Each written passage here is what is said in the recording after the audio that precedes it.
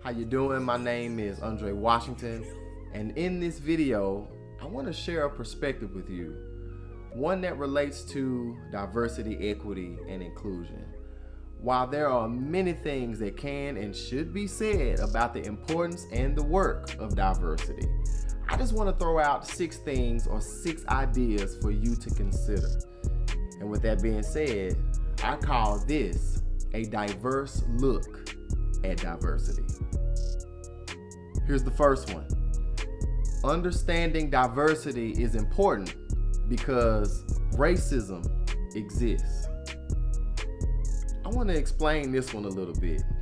You see, pushing for diversity is good, but if not handled appropriately, it can become a distraction from the real problem.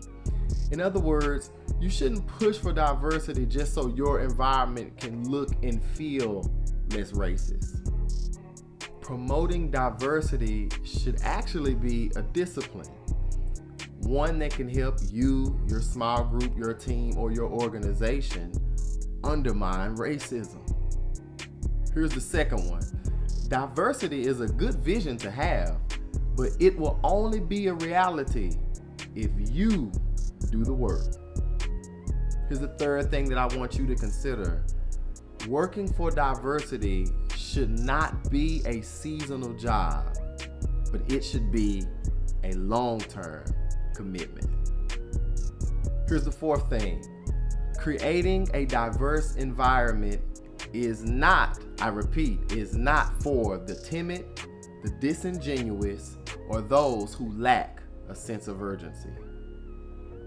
The Reverend Dr. Martin Luther King Jr. talked about this idea of the fierce urgency of now. Essentially what that means is we as people, particularly people of color, can no longer afford to be passive about inequality, inequities, and injustice. Let's just be honest, we've been dealing with this for quite some time. So a lack of action and advocacy will only keep us in this same doom loop with no progress or advancement. The fifth thing that I want you to take into consideration is this. Diversity should not be predicated on visibility alone, but it should permeate who you are and how you operate. I was having a conversation with a really good friend of mine, and she said, Andre, you know how people always say that people of color need a seat at the table? And I'm like, yeah, sis, we need a seat at the table. And she said, well, I'm tired of that, you know? She said, not only do we need a seat at the table, we actually need to eat at the table as well.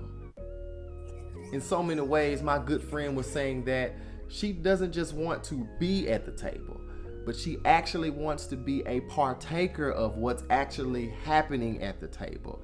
She wants to benefit from and make a difference in an inclusive and integrated space. As I like to say, I don't want to be the little chocolate sprinkles on top of the cupcake. You see, I want to be in the batter. Furthermore, it's not enough to celebrate my presence without fully appreciating the implications of my personhood. Finally, last but not least, and this is a big one, you have to understand that the work of diversity will cost you something, but the return on investment will benefit your community greatly. I'll leave you with this. A diverse community welcomes, acknowledges, honors, and creates space for the expression of different colors and cultures.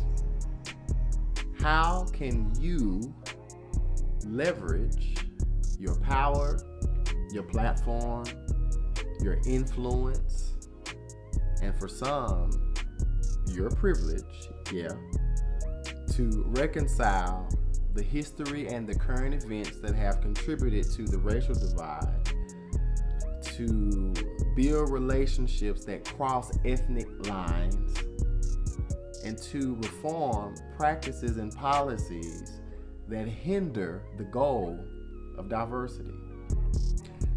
Just something to think about.